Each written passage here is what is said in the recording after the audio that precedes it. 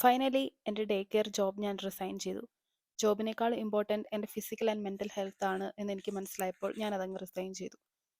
കുറച്ച് പേരൊക്കെ എൻ്റെ കമൻറ്റ് സെക്ഷനിലൊക്കെ പറഞ്ഞായിരുന്നു, വേറെ ജോലി നോക്കുക, അത് ക്വിറ്റ് ചെയ്യുക. അപ്പോൾ എനിക്ക് നിങ്ങളുടെ അടുത്ത് നിന്ന് ഇനിയും അതിങ്ങനെ നീട്ടിക്കൊണ്ട് മറച്ച് വെച്ച് അങ്ങനെ പോകാൻ തോന്നിയില്ല. ഞാനിപ്പോൾ റിസൈൻ ചെയ്തിട്ട് 2 വീക്സ് ആയി. പക്ഷേ എനിക്ക് എൻ്റെ ഹെൽത്ത് ഓക്കെ അല്ലായിരുന്നു. അതുകൊണ്ടാണ് ഞാൻ വീഡിയോ ഒക്കെ ഇടാൻ ലേറ്റ് ആയത്. എനിക്കറിയാം കാനഡയാണ്, ഇവിടെ നമ്മൾ സ്ട്രഗിൾ ചെയ്യണം എന്നാലേ സക്സസ് ആവൂ. ബട്ട് സെൽഫ് റെസ്പെക്റ്റ് എന്ന് പറയുന്ന ഒന്നുണ്ട്. ഞാൻ പൈസയും മുടക്കി ഇവിടെ വന്നത് ആരുടെയും സെർവൻ്റ് ആവാൻ വേണ്ടിയല്ല. ഒരു ഏർലി ചൈൽഡ്ഹുഡ് എഡ്യൂക്കേറ്റർ എന്ന് പറയുന്നത് അവിടെ ഏർലി ചൈൽഡ്ഹുഡ് എഡ്യൂക്കേഷൻ അതാണ് കൊടുക്കേണ്ടത്, അല്ലാതെ അവിടുത്തെ അവരുടെ സെർവൻ്റ് അല്ല.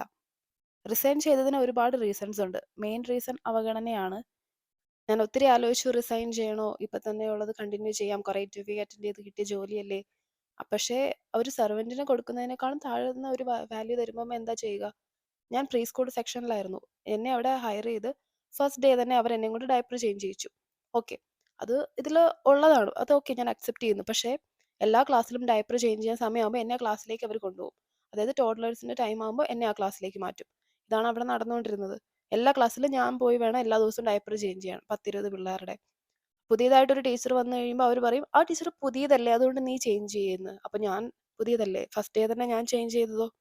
അങ്ങനെയൊക്കെ ഞാൻ എന്തൊക്കെയായാലും ഒന്നും കാണാതെയൊന്നുമല്ല റിസൈൻ ചെയ്തത്. അതെന്തൊക്കെയാണെന്നൊക്കെ ഇനി ഞാൻ അടുത്ത വീഡിയോയിൽ പറയാം.